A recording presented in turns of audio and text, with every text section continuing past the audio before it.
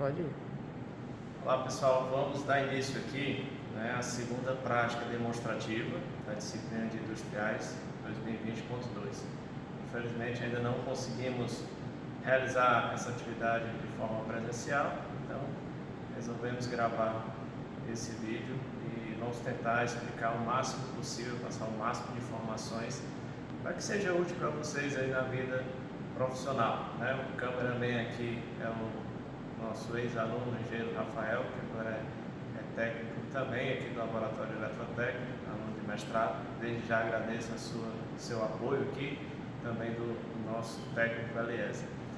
Mesmo no período de pandemia, que ambos sempre ajudando e à disposição aqui do laboratório, certo? Então, qual o cenário que a gente montou inicialmente no laboratório, pessoal?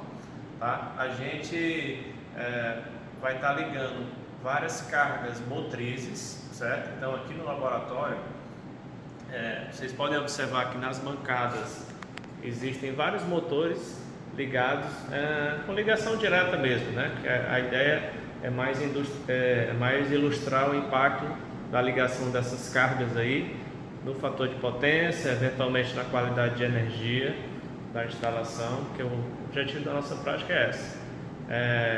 Ver a questão do impacto do fator de potência dessas cargas na instalação, ver o cenário de medição de potência ativa e reativa, ver a questão de harmônico e no segundo momento a gente vai estar acionando os bancos de capacitores, né? Esse aqui é um banco de capacitor didático que a gente tem, certo? Composto de uma célula capacitiva trifásica da WEG de 5 kVAr, é um capacitorzinho pequeno, e aqui a gente tem uma configuração que não obrigatoriamente corresponde à situação real, porque você tem aqui elementos de proteção fusíveis, o contactor específico para manobra de bancos de capacitores, que é o contactor que possui essas bobinas, né, de limitação de corrente de partida, porque sabemos que na energização do capacitor desenergizado acontece um enrush na corrente de partida, né?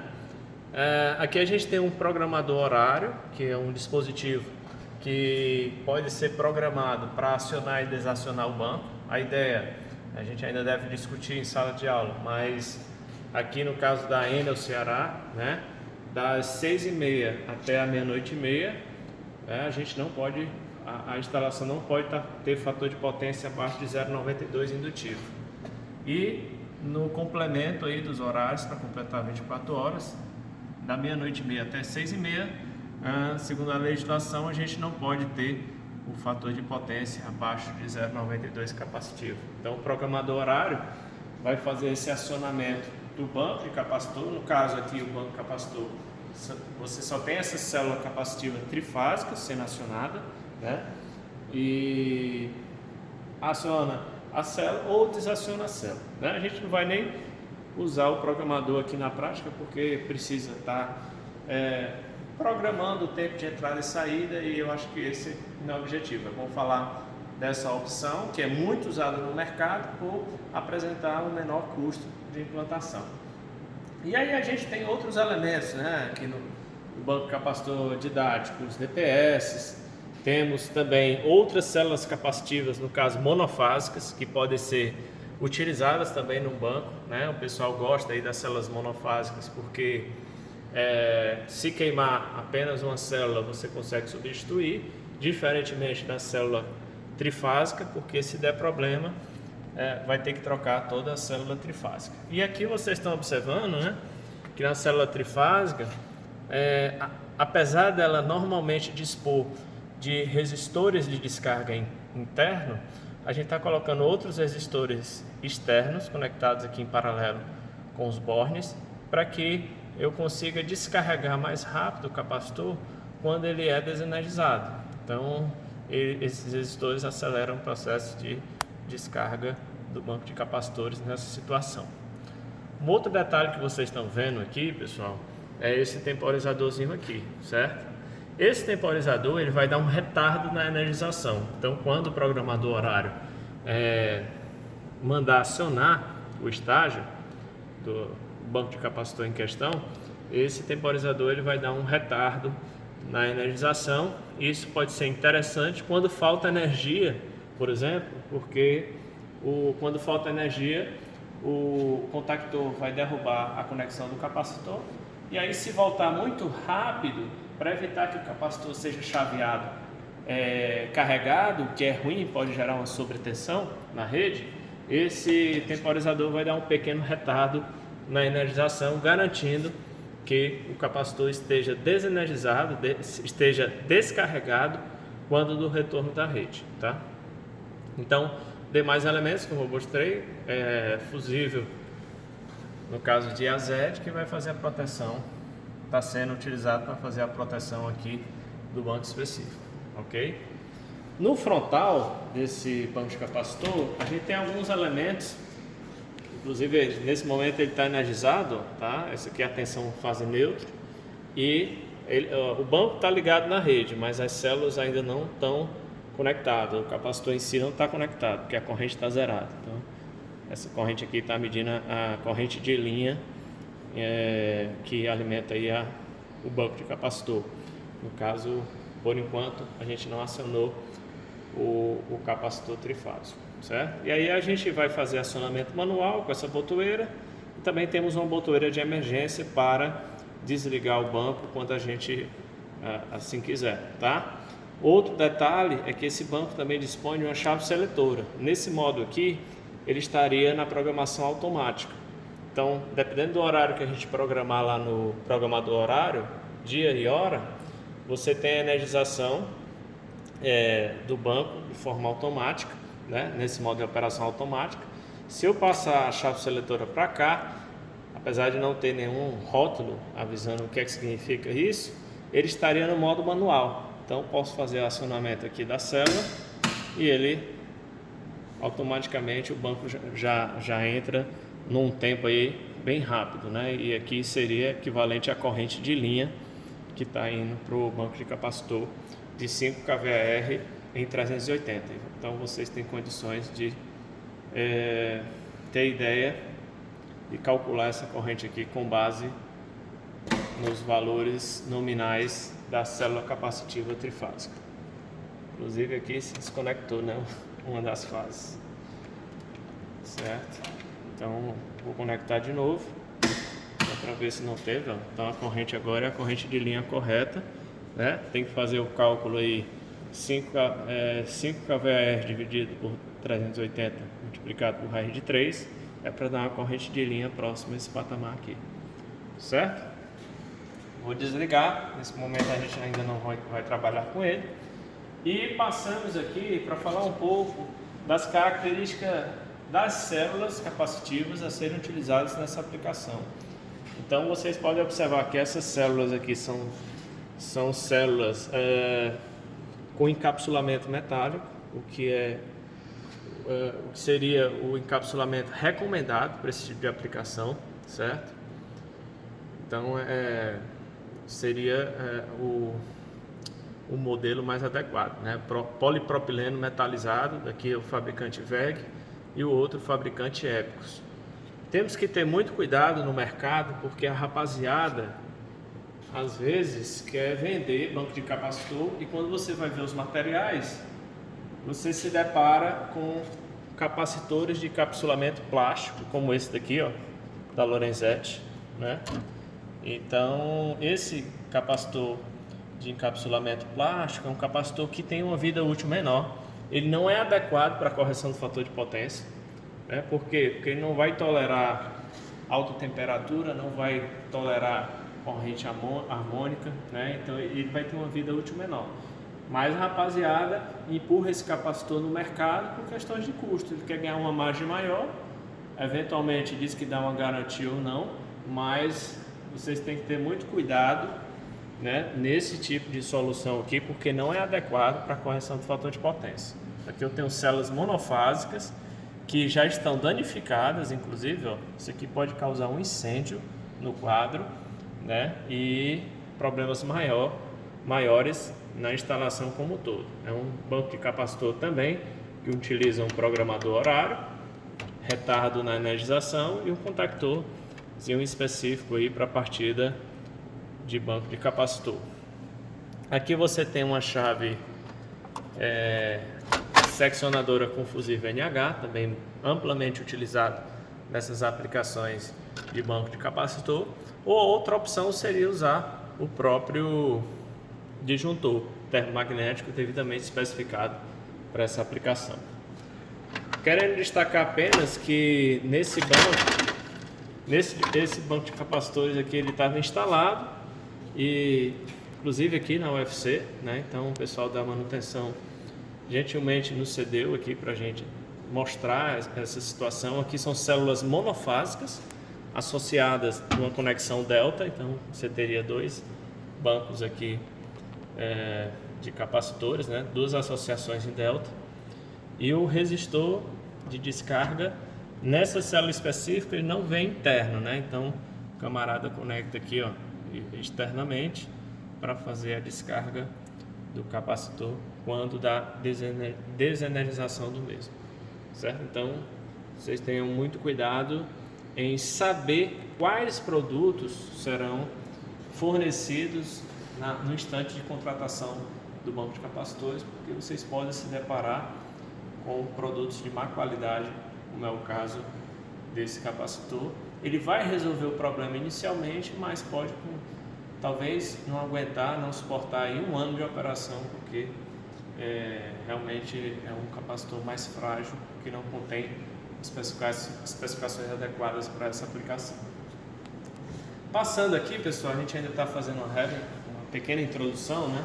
Aqui eu tenho outra célula capacitiva trifásica, né? Também utilizada em banco de capacitor, invólucro metálico, aqui do fabricante WEG.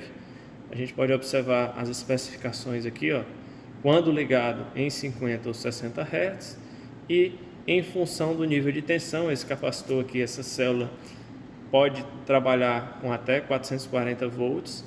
Isso é interessante, né, nas células capacitivas, porque na hora que a gente especifica um banco de capacitor em 380, com a célula em 380, se houver alguma pequena sobretensão, né, o capacitor tem tolerância de quê?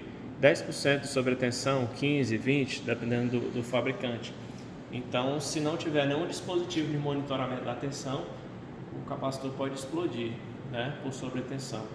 Então, eventualmente, quando o projetista não quer trabalhar com um monitoramento, um relé supervisor de tensão ou um controlador de fator de potência automático, ele especifica uma célula com tensão mais alta, e aí ela vai tolerar essas variações de tensão e vai ser mais robusta na aplicação, certo?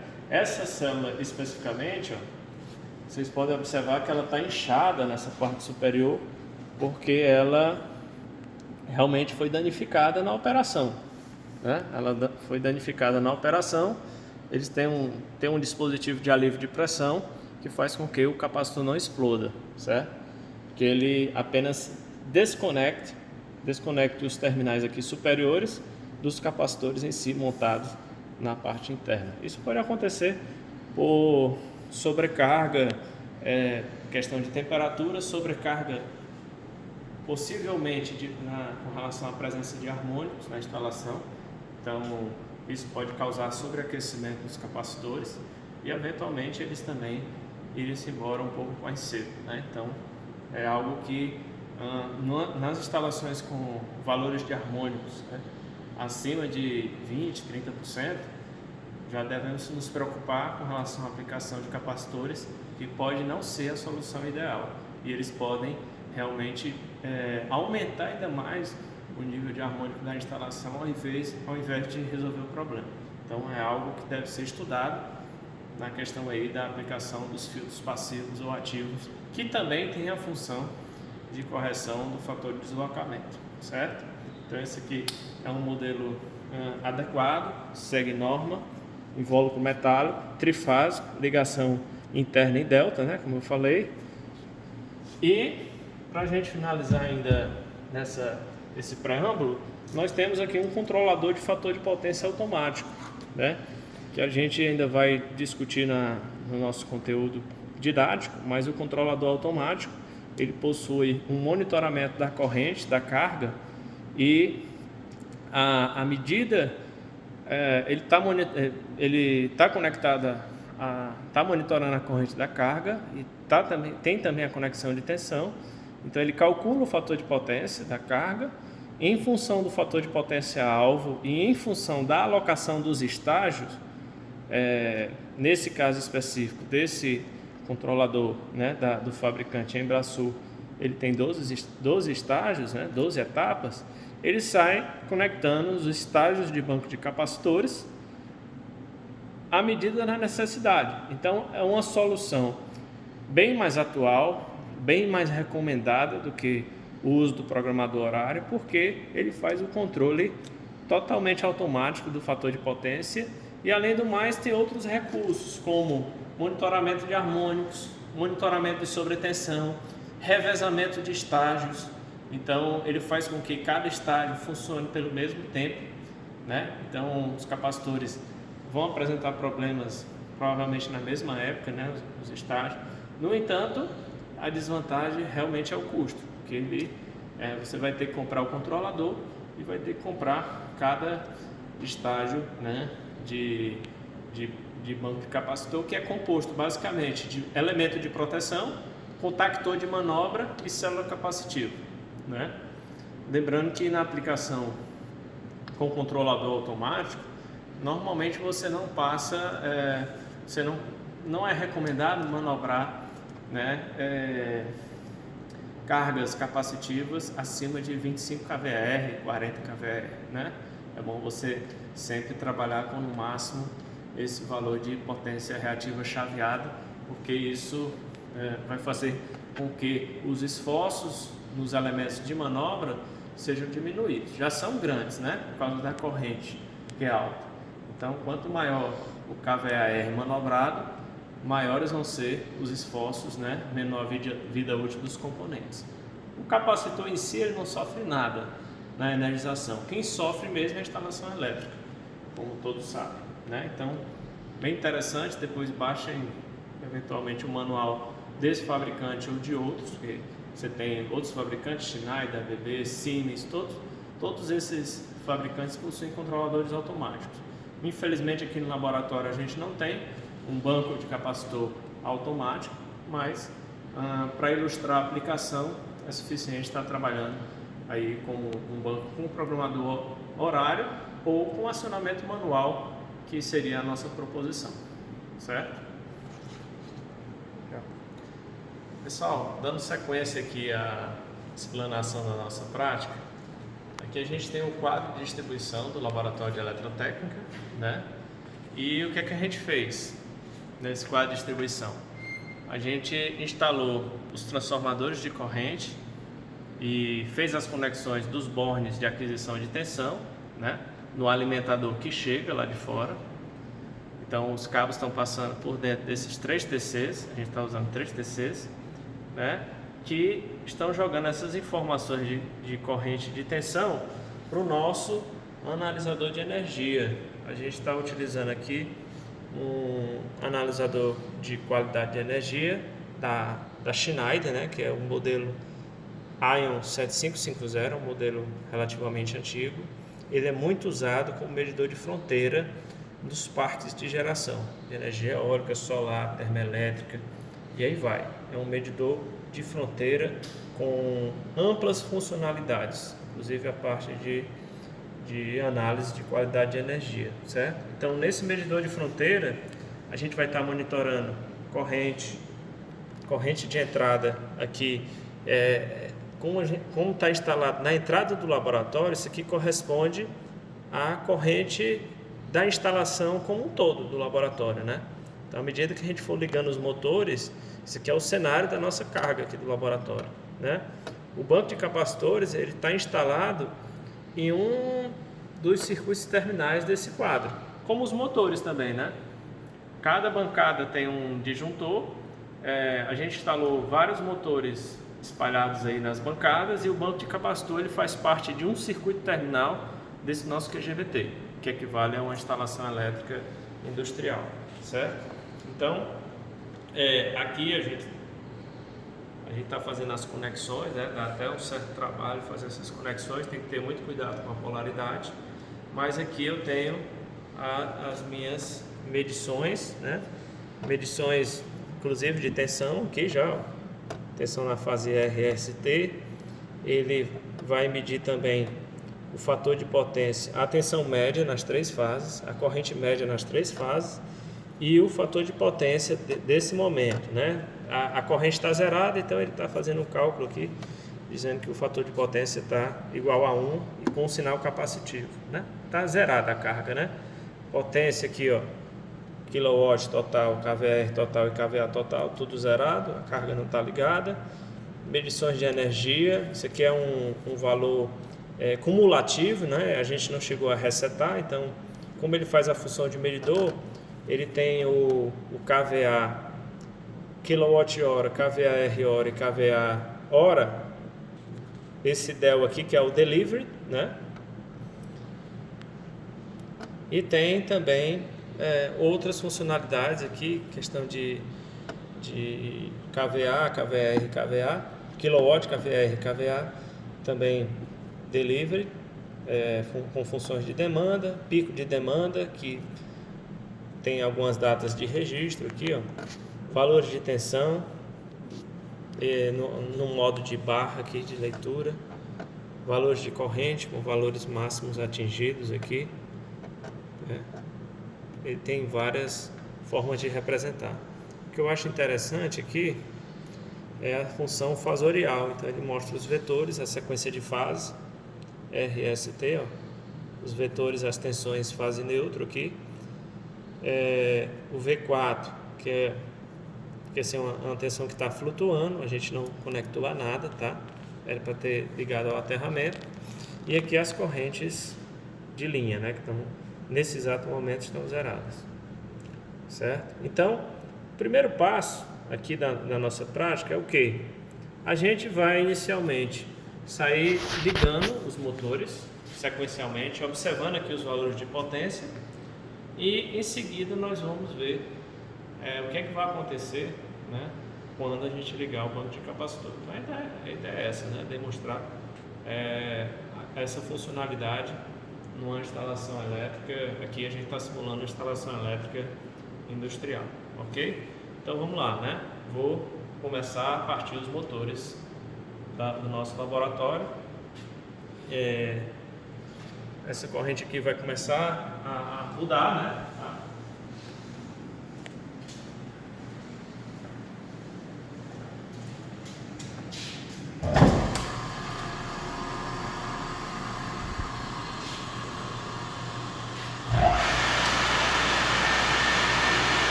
Bem, pessoal, vou tentar falar um pouco mais alto, porque aqui o barulho aumentou bastante, né? A gente tem 4 motores operando e agora tem como a gente ver o valor da corrente nesse cenário do momento, né?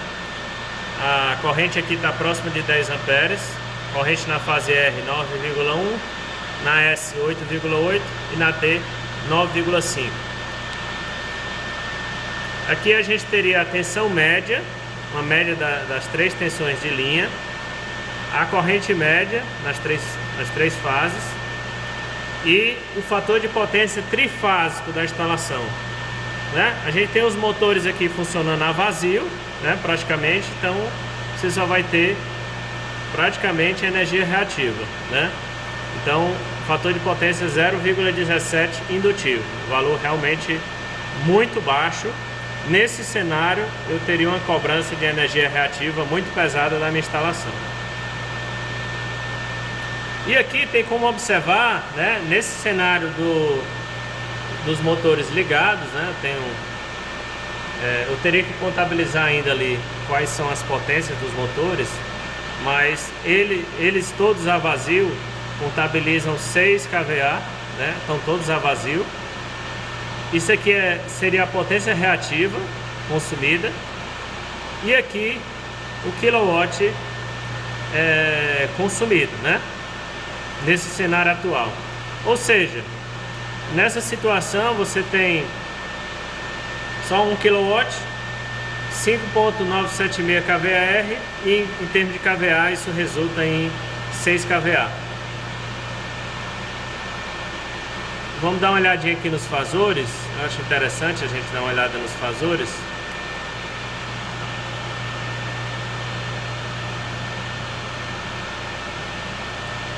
Onde a gente pode observar que realmente os vetores, né, correspondente às fases, ó, o vetor IS está atrasado, atenção, fase neutro VS, o vetor IT está atrasado de VT e o vetor IR está atrasado do VR. Aqui o ângulo, ó, com relação a VR está em 0 graus, IR é um vetor de 9,1 amperes com ângulo de menos 77 graus, né? Então realmente o cosseno desse ângulo vai dar muito baixo, né? E a ideia agora, né, uma vez que a gente tem esse cenário de potência, a gente vai fazer o acionamento do banco de capacitores e aí, como a gente sabe que esse banco de capacitores possui uma potência reativa de 5 kVAR, esse valor vai ser, né, subtraído, né, desse kVAR total. E aí a gente vai ver o valor resultante de energia reativa da instalação como um todo, né, vista pela concessionária de energia. Então a gente imagina que esse 5,97 deva cair para apenas 0,97 kVAR, né? Porque uma vez que eu vou estar adicionando 5 kVAR de potência reativa capacitiva. Então nesse momento vamos fazer o acionamento desse banco de capacitor e ter uma ideia do comportamento que acontece aqui na instalação. Vai. Vamos fazer aqui o acionamento do banco de capacitores, tá? Vou fazer aqui o acionamento. Tá no modo manual já. Banco de capacitor ligado. Vamos dar uma olhadinha lá no analisador de qualidade de energia. Bem, pessoal, a gente imaginava, né, que o valor adicionado seria algo em torno de 5 kVAR, né? O valor do kVAR resultante deu próximo a 0,97, está dando aqui 1 kVAR indutivo, ainda está indutivo, né? Tá? Por causa do sinal. E aí agora praticamente você consegue observar a redução significativa no valor do kVA, né? Ou seja, a gente caiu de 6 kVA para 1,38. Isso em termos de dimensionamento de condutores é algo bastante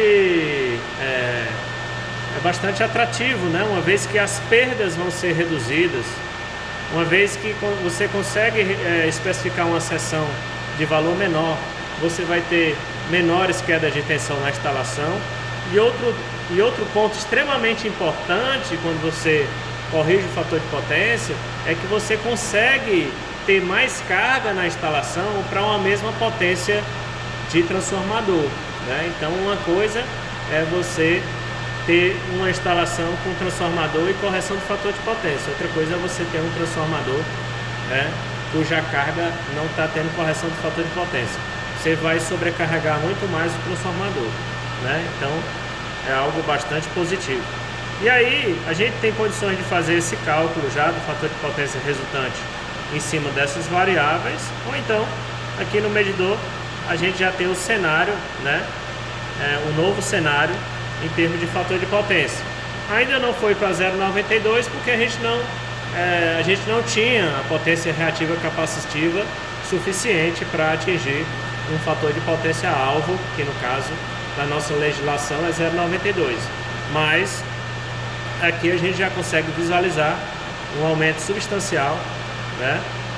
Saiu de 0,15 para praticamente 0,7 indutivo, né? Então, se eu continuasse aumentando um pouco mais as células, eu conseguiria atingir facilmente o valor de 0,92, né? O outro ponto interessante é que, se vocês observarem aqui a corrente anterior era 9 amperes para aquele KVA anterior, e a corrente agora, nesse novo cenário, isso aqui é a corrente de entrada da instalação, corrente de entrada, né? Foi para 2,2. Então isso aqui realmente é algo muito favorável em termos de eficiência energética para a instalação, né? É claro que a situação mais benéfica em termos de correção do fator de potência se dá quando esta correção acontece o mais próximo possível da carga, porque tudo que tiver a montante disso já vai ser reduzido os valores das correntes. Mas o que normalmente o pessoal emprega no mercado é a correção do fator de potência junto ao QGBT, né? Então ele corrige a instalação como um todo, e aí tem como benefício final a redução do fator de potência total da instalação.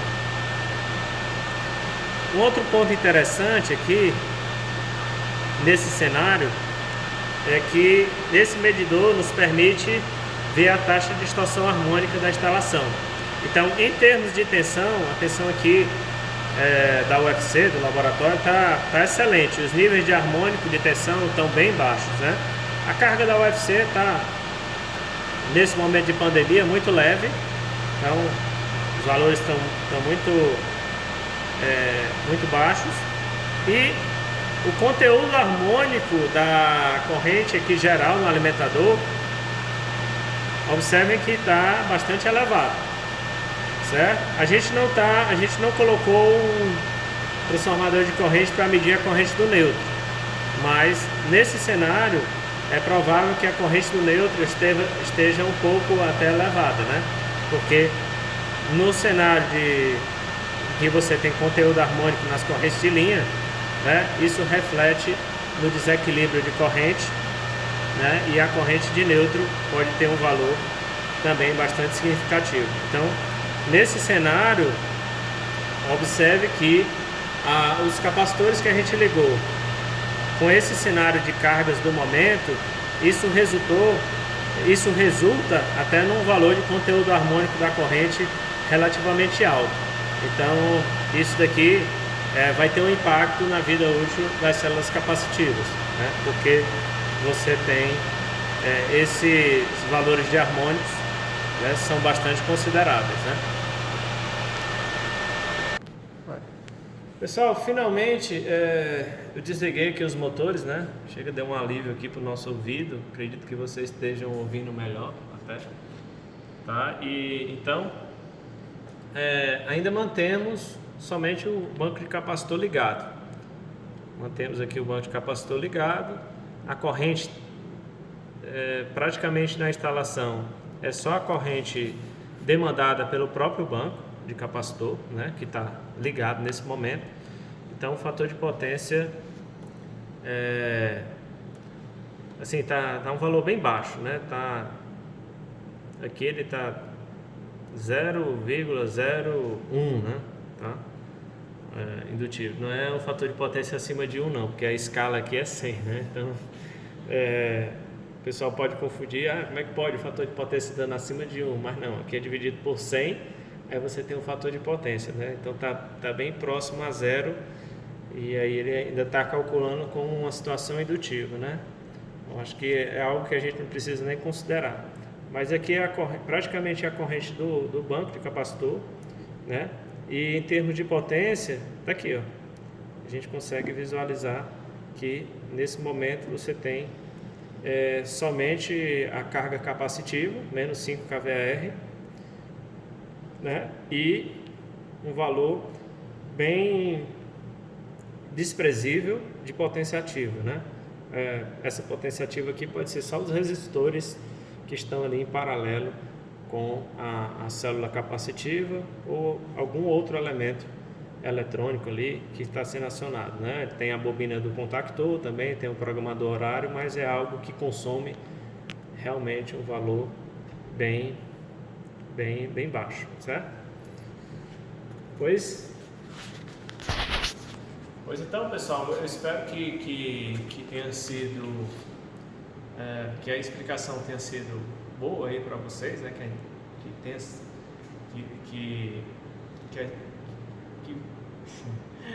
Eita confusão aí, né?